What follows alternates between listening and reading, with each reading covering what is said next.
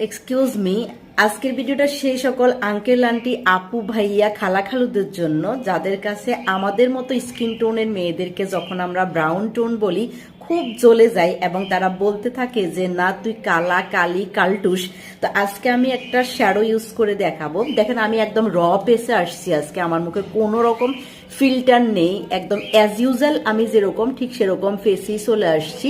এবং আপনারা দেখতেই পাচ্ছেন যে আমার মুখের কোথায় কোথায় স্পট আছে, ডার্ক সার্কেল আছে, সব কিন্তু ক্লিয়ারলি দেখা যাচ্ছে। তা আমিও আপনাদের কথা শুনে শুনে মনে করি আমি ঠিক এরকমটাই কালো। দেখেন আমি আমার মুখে একটা সাইডে হচ্ছে এই শ্যাডোটা ইউজ করব এবং আজকে আপনারাই বলবেন আমি কি ঠিক এরকম কালো নাকি আমার ফেস এর সাইড তো একটু ব্রাউন, একটু হচ্ছে ব্রাইট।